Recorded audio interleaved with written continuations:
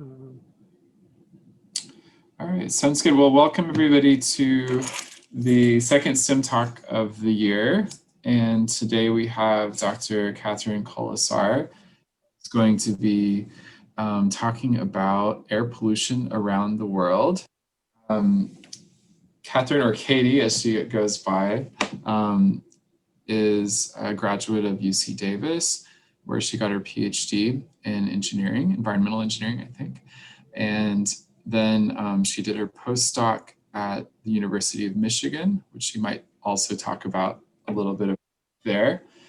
And more recently has Portland, where she has been working at Air Sciences, which is a local firm that has a few offices in other spots as well. She works on air monitoring and air quality. And today she's going to share with all of us some basics about air pollution, and also some of her story of how she's gotten to where she is, and also some kind of some specific things she's worked on, some specific projects she's worked on over the years. I hope you all find this really helpful, and feel free at any time to write down a comment or question that you might want to ask, because at the end of the talk, she'll have some time for questions that you might have, and hopefully can answer those at the end. So without any further ado, let's welcome Dr. Katie Colasar. Thank you, Eric. It's a great introduction. Yeah, I'm very happy to be here, and thank you all for taking some time out of your day to listen to me talk about something that I'm super passionate about, which is air quality and air pollution. I'm starting here with kind of two figures. I always like air pollution really has some great images of really bad air pollution. One that you're all, I'm sure, very familiar with is the Portland, Oregon wildfires. So the one was taken during that recent air pollution event that we had locally. And then the other one is of Paris, France, where they had that was back in, I think, like 2012, they had some really bad urban air pollution events. So I'll talk a little bit about different types of pollution and just pollution in general. But first, I figured I'd share a little bit about what I call my career journey.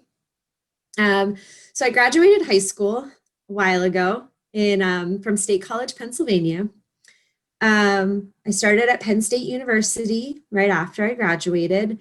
I spent 5 years there. I did a summer semester studying English literature at the University of Washington up in Seattle. I spent a semester abroad in Montpellier, France, studying French, basically, more or less. And I ended up after 5 years with a random assortment of degrees. Basically because I didn't really know what I wanted to do. I changed my mind a few times. And I was lucky enough that my dad worked for the university, so I didn't pay a whole lot for college either. So I kind of had that nice flexibility where I was able to stay as long as I wanted. So I got a bachelor's in biochemistry and molecular biology because at one point I thought I wanted to be a medical doctor. And then I got a bachelor's in political science because I thought I wanted to go into the foreign service at another point.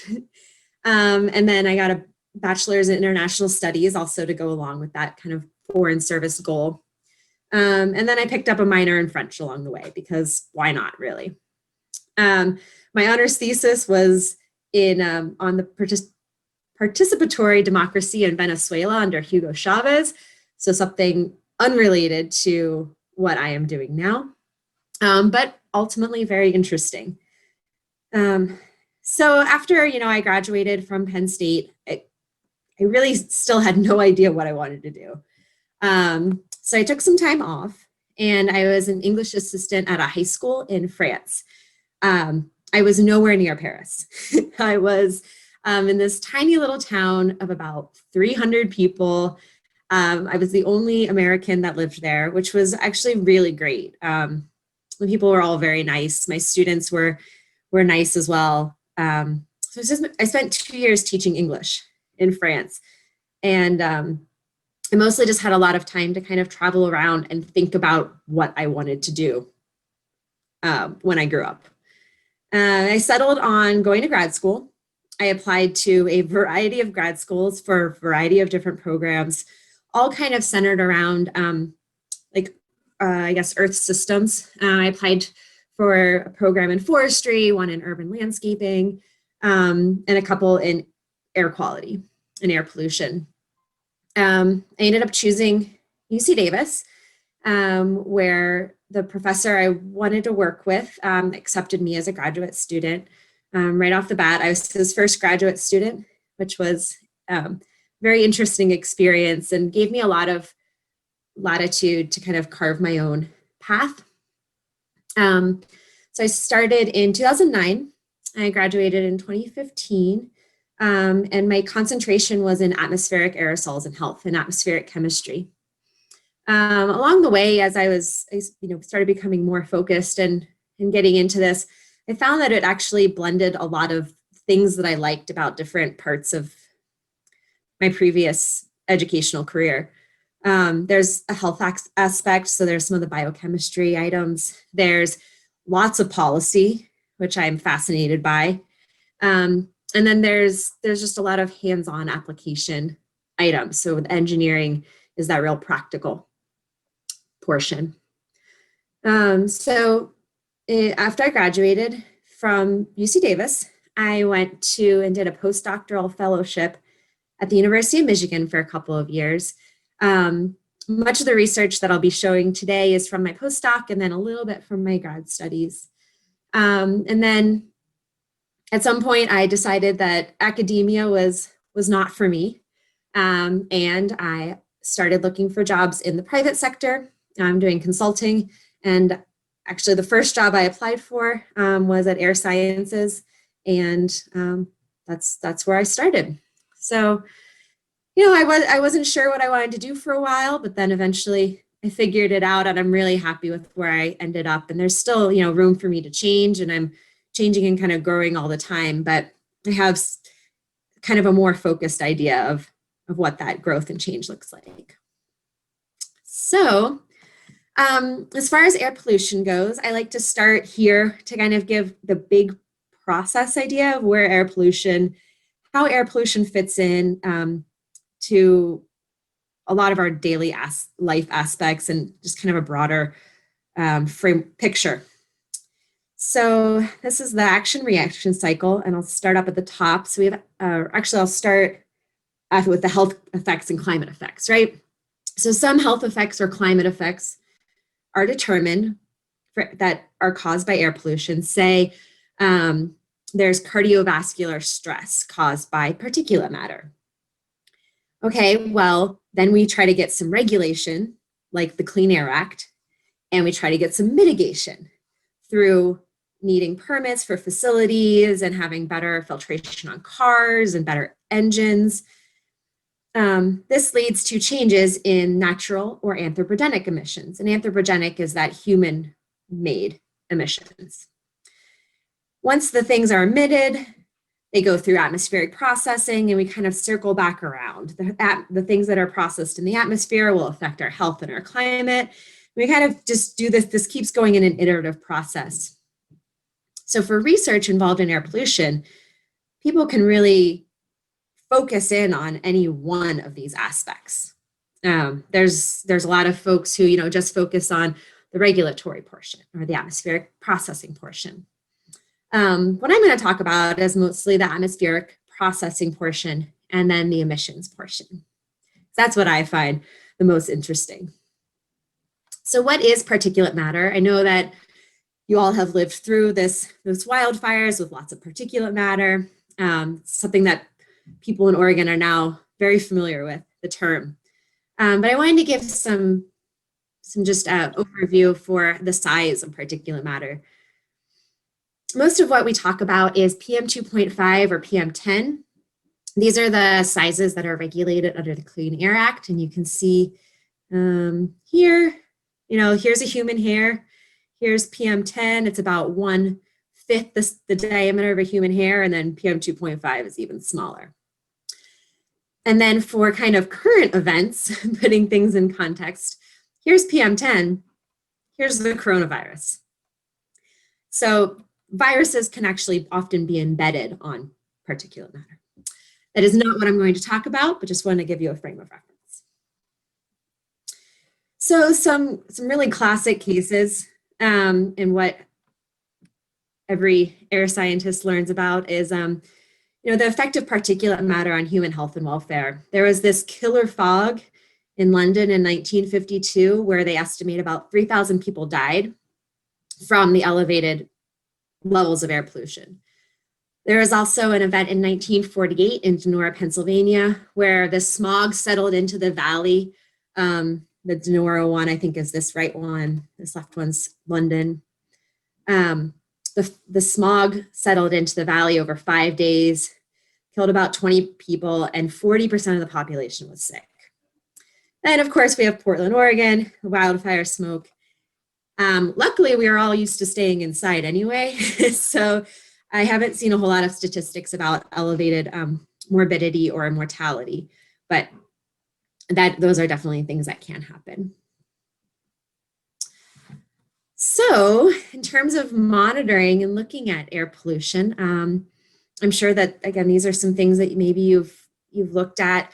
This is the fire and smoke map from AirNow. This is a federal program, and they have monitors they have several different types of monitors on here. This is my favorite website for looking at air pollution and air quality. And this was taken from yesterday, and you can see that things are pretty good. So that's reassuring. On the right-hand side, there's this key, and you can see that this is, that this is for PM 2.5, so it's kind of that smaller portion, that smaller sized PM. The circles are permanent monitors, and this is really important to note because the permanent monitors are the most accurate and the most reliable. They're being checked, they're being verified. They're going to have the best data. There's also temporary monitors. These are also put out by usually EPA or local air districts. These are also going to have really good, accurate data. Then there's these low-cost sensors. They have enabled a lot of people to get a lot of data. They've been leading the way for citizen science. A lot of great things involved with low-cost sensors. They don't have the most accurate data. So just be aware of kind of the different methods of detecting things as you're looking at something like this. That if there's side-by-side permanent versus low cost, and they're having drastically different readings, that is not unexpected, and you should always trust the permanent monitor. But sometimes permanent monitors are just not available. Like I've been doing some work actually in Egypt, in Cairo at the embassy there, and you can see, and there's no permanent monitors. There's none of these like higher accuracy monitors there, and they want some information. So people have definitely been putting up these purple airs all over the world, and it gets them information, and that's great. And you can see just the drastic differences. And this was yesterday, between some areas like in India, where it's highly polluted, and then areas in Europe and France, Germany, England, where it's much better. So still useful and super interesting to just see, like, you could open this up some morning and say, oh, I wonder what the air quality is in Morocco. Those are the kind of things I like to do.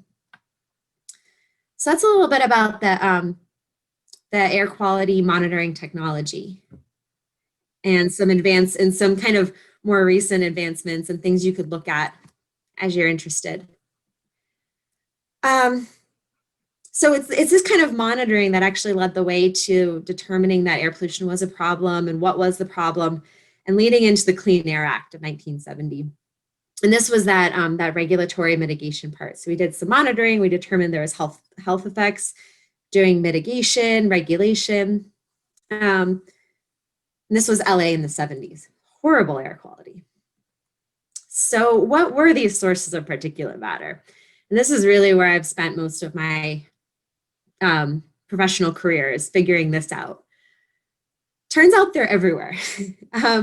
This was a figure that I used on a poster, I think my first or second year of grad school, and it's not even complete. So I'll go over some of the things. These are things that are traditionally accounted for, but I've since researched some other additional items. But basically we have over here, we have some biogenic emissions. There's some tree emissions, animal emissions. I'm sure they're like one of the big things that people are talking about is methane from cows. These get released in the atmosphere. They can get oxidized and then they form secondary organic aerosol. They can grow, they can turn into cloud condensation nuclei, they can be rained out, the whole cycle. Same thing can happen with anthropogenic emissions, except for anthropogenic emissions can be emitted as particulate matter or as gases.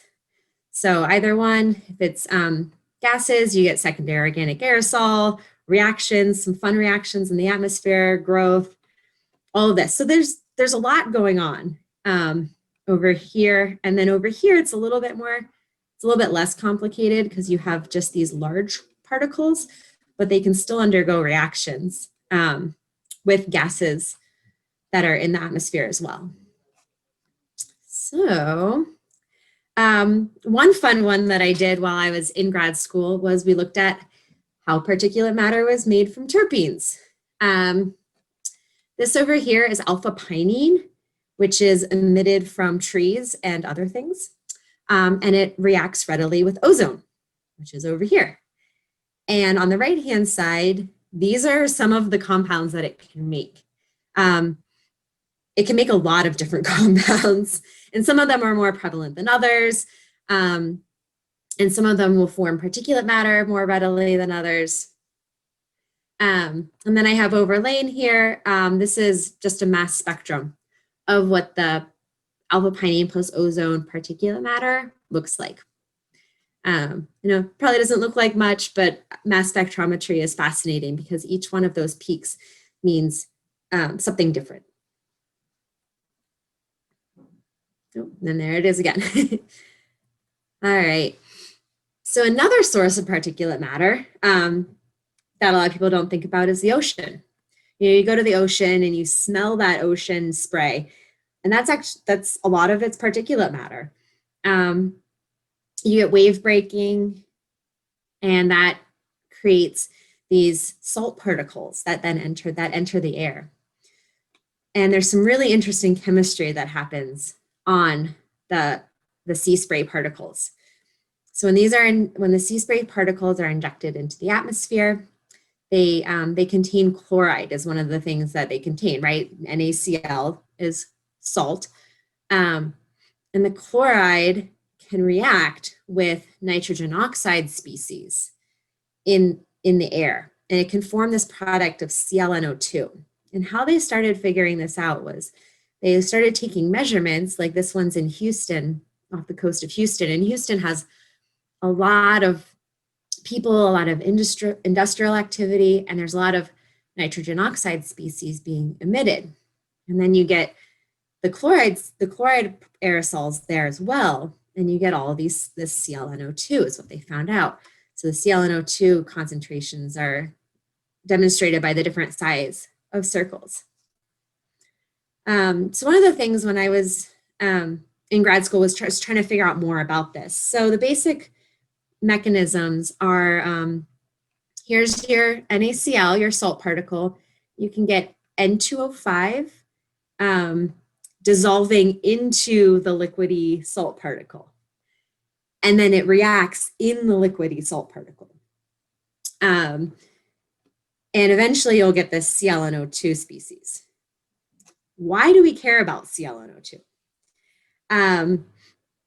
Well, it can be what we call, it's a reservoir species. So it keeps kind of NO2 hanging around for longer, as opposed to if the NO2 makes nitric acid, it can be rained out, it removes the NOx from the atmosphere, but the ClNO2 doesn't, it just keeps it hanging around. And it turns out that NO2 is one of the key species for making ozone in the atmosphere. So if you have more ClNO2, you might get more ozone, which is bad for our health. I jumped ahead of myself there. And this is exactly kind of what they've seen in coastal regions. But then they've also been noticing that there's ClNO2 in non-coastal regions, which is shown in this graph here. This is from a field campaign that was conducted up and down the eastern seaboard, inland a fair amount. And they saw that even inland, you get increased ozone due to increased ClNO2. And so where is this chloride coming from when there's no ocean nearby?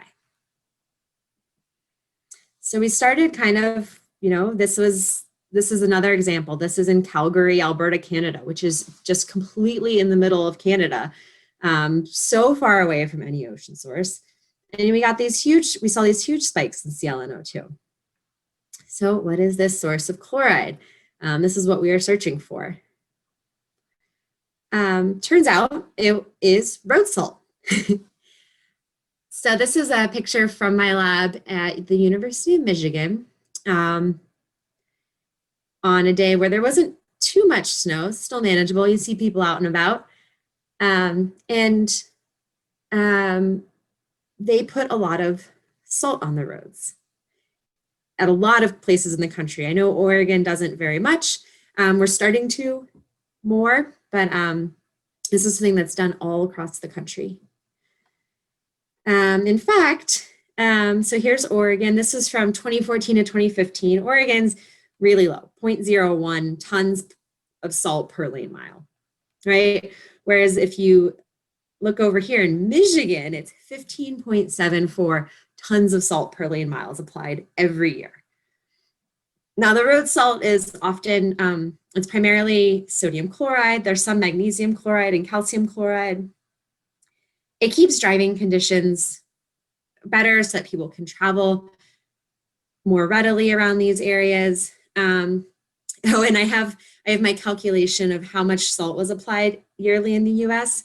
18 megagrams of salt, which is over 3 times the volume of the Big House, which is something that I wrote when I was at the University of Michigan for reference for everybody there. And it's basically, it's one of the largest football stadiums in the country, college football stadiums in the country.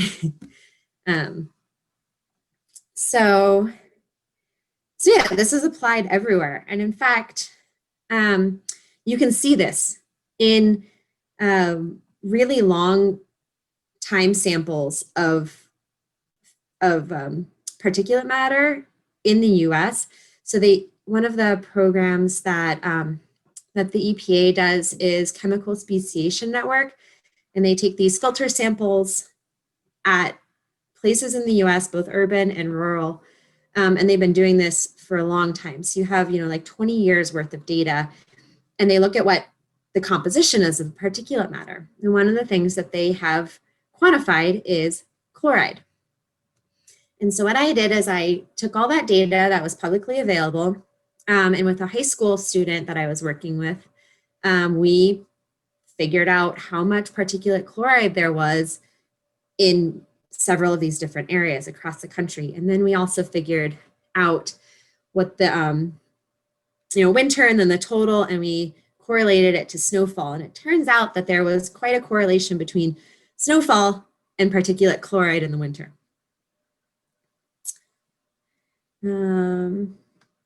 Yeah, and you can see places like Buffalo, New York, and Grand Rapids, Michigan have more than places like Raleigh, North Carolina, or Oklahoma City. So again, salt is in the air. I like showing this picture because this is just a salt particle. You can see it's nice and square. You can kind of see this dark outline is where the liquidy type stuff had was, and it evaporated off because this was done at vacuum, and it left a residue. And then here's the spectrum of it, and it has labeled peaks. So you can see that there's a lot of chloride, a lot of sodium. The aluminum is from the stuff, it's this background here that we collected the particles on.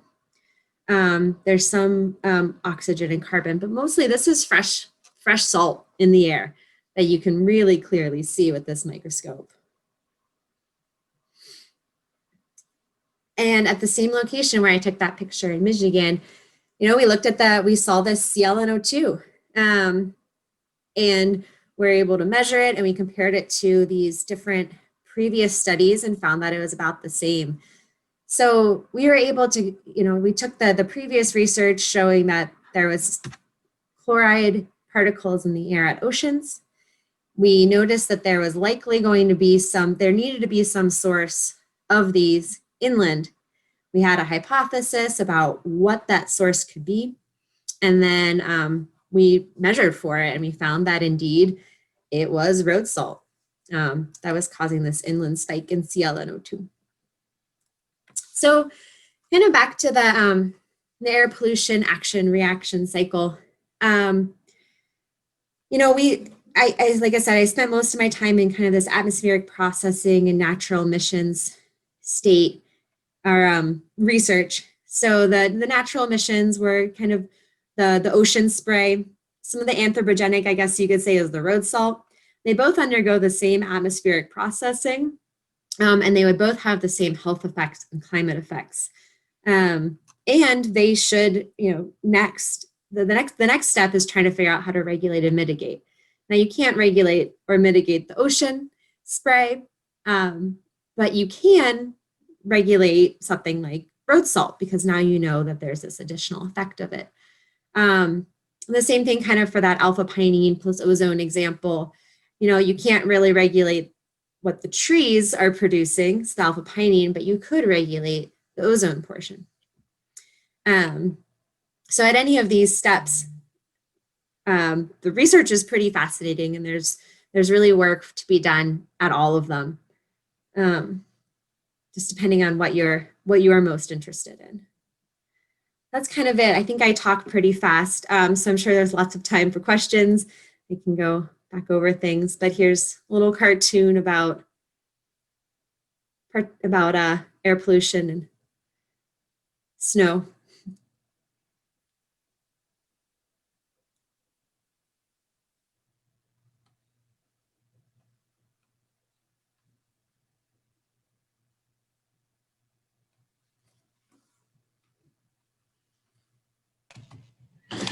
All right. Well, thank you so much, Katie, for sharing those all the slides. And this is, like she said, a chance for you all to ask any questions you have about anything she showed, or if you want to challenge her, come up with questions about air pollution in general.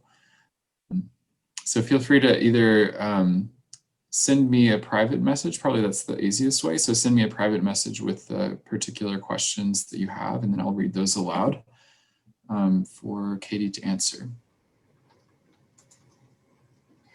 I have a question. Or go ahead, Sue, go ahead. So kind of anecdotally, we know, at least I know, maybe I'm sure there's science, that with everybody staying home with COVID, that the pollution levels have gone way down. Can you comment on that a little bit? Sure. Yes, they have gone down. And there are definitely measurements of that. Linda George at Portland State has done some just number crunching with the data from ODEQ sites and found that there's been a decrease in particulate matter. Traffic volumes have gone down. We've done that. Let's see. I wonder if and the work that I'm doing in Cairo, actually, so it's been around the world. And Cairo at the embassy, they have one of those purple airs, and I have the data. They've been giving me the data from that, and I've seen almost like a 50% reduction in PM 2.5 there. It's since gone back up, but at the initial kind of they had travel restrictions as well. There was a huge decrease. And it's been interesting. It's forcing a lot of people to realize this is how good air quality could be, and thinking about ways that we can make it that way permanently. So yeah, there's a lot of data out there about that. Thank you.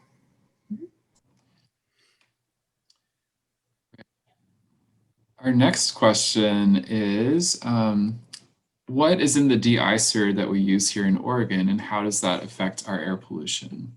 Yeah, so we did get salt trucks in Portland 2 or 3 years ago, which in my opinion is not the way you want to go for salmon populations, stream health, and for the particulate matter. So most of the salt that would be used is sodium chloride. And then if it's a liquid, they often use magnesium chloride or calcium chloride mixed in with sodium chloride. Some places, I don't think that Oregon does, but it could be in small pockets. Some places actually use this beet juice extract. And that's what they used on the sidewalks at University of Michigan. And that one is kind of the most environmentally friendly because it is just beet juice. So it can have some, there's potentially issues that we don't know about, but that's kind of been a big environmentally safe alternative that people are trying to adopt. As far as I noticed, it wasn't like the purple beet juice, so it didn't stain anything, but it definitely does if you're tracking it into a really warm building. It can start to make the rugs smell a little funky. So I guess I'm not 100% sure what Oregon uses. It's probably going to vary by city, but it's usually some mixture of sodium chloride and magnesium chloride. All right, so next question. The student said that they came in a little late, so they're not sure.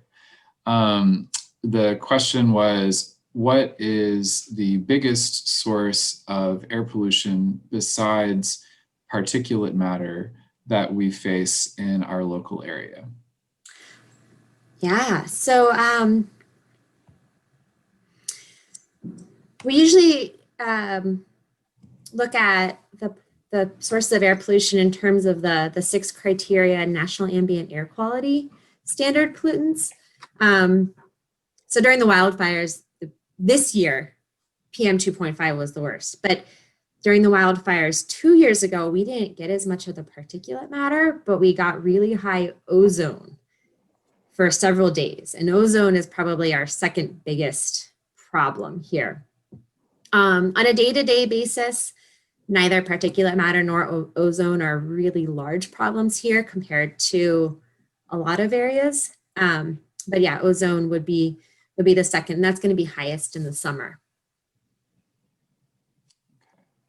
Our next question is, says, I'm interested in the low-cost sensors. Are there ways to improve their detection capabilities so they can provide more reliable data? Yes. Yes, there are. There's a couple different ways that people are looking at improving their capabilities and their accuracy. The main ones are, so they have a really low flow rate. It's like 0.2 liters per minute, whereas the regulatory monitors are more like 17 liters per minute.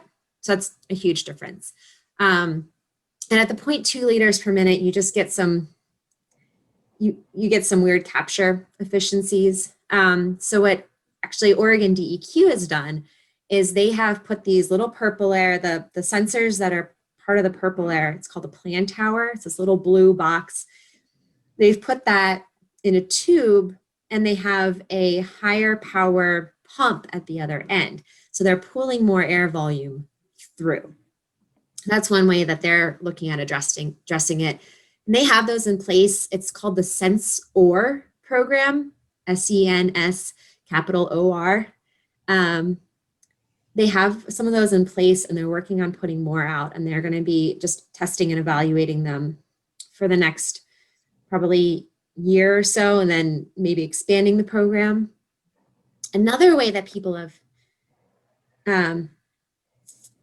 have improved the capability is they will put the purple airs near, or one of the other, there's other ones, the purple airs are the most widespread. They'll put them near a regulatory monitor, so what we call co-locating. They'll co-locate them for a couple months, and they'll get the data, and then they'll come up with what we call, a calibration factor. So you plot one versus the other. Usually you have a straight line with these purple airs for PM 2.5, and then say the slope is 0.6. You apply that correction factor to your purple air data, and then you have improved your accuracy. So it's definitely possible. And that slope is going to depend on the type of particulate matter you have. But if you're always using that purple air in a city, you're always kind of having the same flavor, the same blend of particulate matter, more or less. So then it's reliable. But if you were to take that out into, on Mount Hood, then it'd probably be a different calibration factor. But as long as you're in one place, that's what people are doing, and they've had really good success with that. Okay, next question. Thank you for all these questions. There's lots from both the chat and thanks for Katie for answering them so thoroughly. The impacts of road salt, is the science pretty well settled and accepted? What are the policy reasons you've heard Oregon use about increased salt use? So we just published our first road salt paper earlier this year. So the science is very much not settled, which is pretty exciting for me that we're getting there. There is a lot of research that's been done on road salt in water, in surface waters, and they've had a measurable increase in salinity of surface waters on the East Coast. And there's some attribution of the increased salinity to why there's no more salmon on the East Coast. So I think that's a pretty cautionary tale for the West Coast. As far as I know, the increase in salt use in Portland was mostly like public opinion driven. I haven't seen any sort of analysis of, I guess, they're kind of like pros and cons, and I'm sure that they did it. I just haven't seen it. So I think that the science as far as the air pollution portion goes is really new and cutting edge. As far as stream pollution goes, it's more well established, and then why people still choose to use it is, I think, it's a lot of public opinion and what just what folks want to how they want to treat their roads. Okay, so next question. The ocean has been around for a while. What kinds of issues did the salt present and at what levels before all of these other factors that humans have presented us with? Was there extreme air pollution before modern times because of it? Yeah. Wow, that's an interesting question. So there was definitely pollution around kind of before the Industrial Revolution. And it would have been things just like sea spray or the emissions from plants. But what's really gone up and caused the increase in the amount of pollution is the interplay between those natural emissions and the anthropogenic emissions. So the anthropogenic, you get those nitrogen oxides that we get from combustion. And we have a lot of those now compared to 300 years ago. So the nitrogen oxides react with the sea spray, and that's what creates the ozone, the enhanced ozone. And we also, the nitrogen oxides elsewhere will react with those natural gas emissions, and they'll also create ozone, which will then react more with other things. So yeah, it's pretty much, a lot of it's tied to this increase in nitrogen oxides from combustion. Cool. Next question. what is a realistic alternative to salting the road, especially at larger scales? Um, that is somewhat beyond my area of expertise. um, I really don't know. There's that that's something that more research should go into, and people, should look at that. I think now with more people being set up to work from home, there might be less of a demand for it because you don't maybe need to get to the office every day. You could take a snow day. Um, yeah, actually, maybe that's the alternative. More snow days for everyone.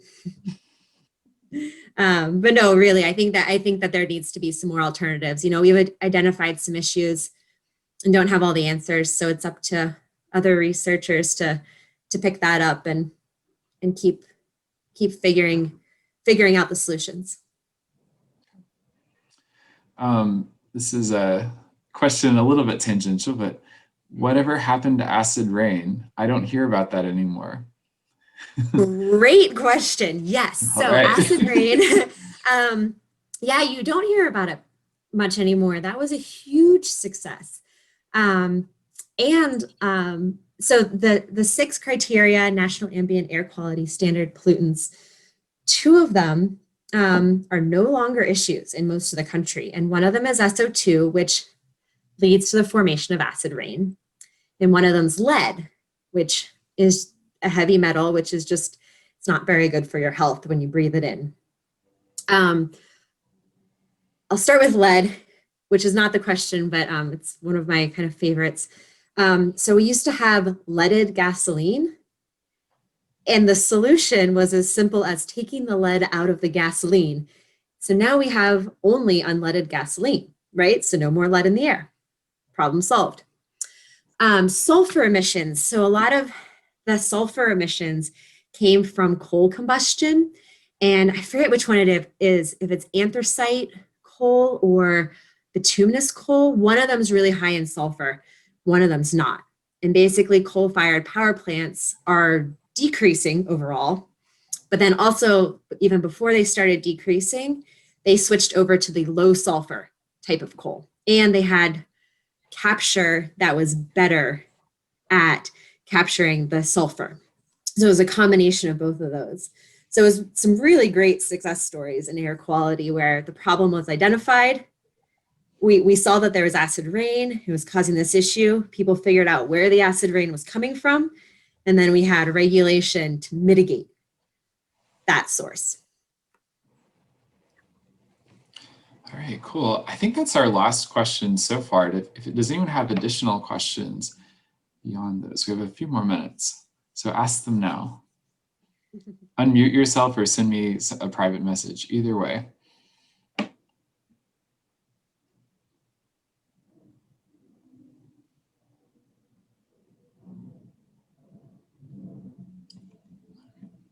Or no?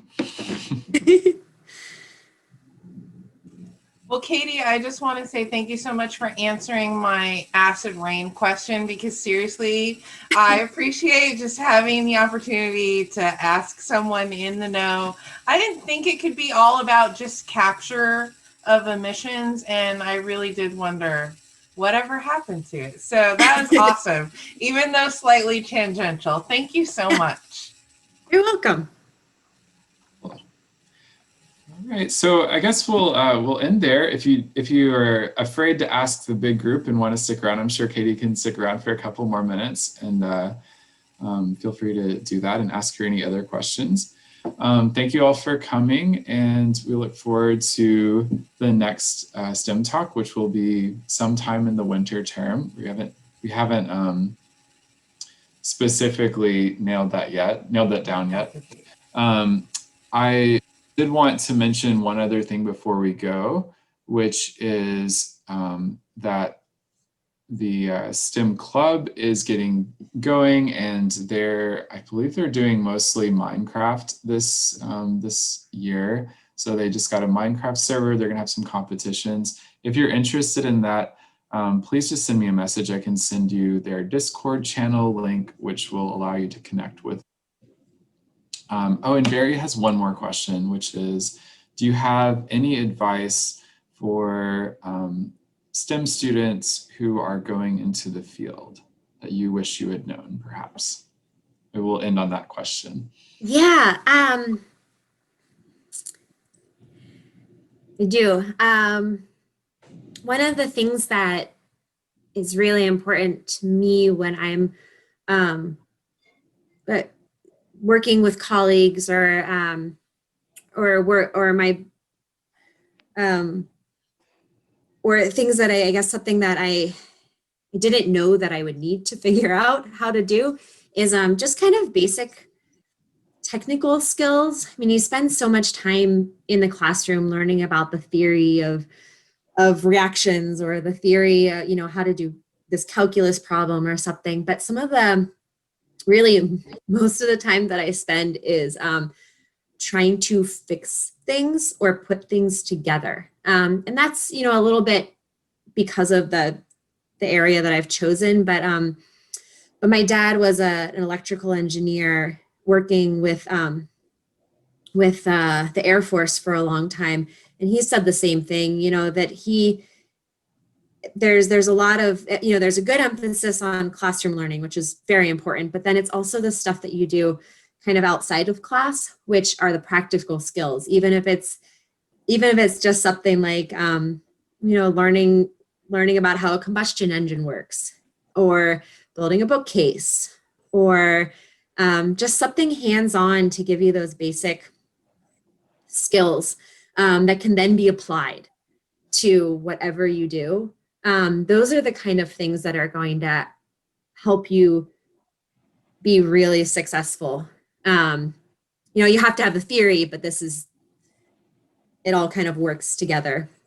We joke that in grad school, we're kind of just glorified plumbers, because we spend a lot of time putting together pipes in different ways to build instruments. So yeah, I think that's my advice. Get some practical experience. Join STEM Club. All right, thanks everybody. Really appreciate you coming. We'll also put this recording, if you want to send it to your friends, on the STEM Center web page as well.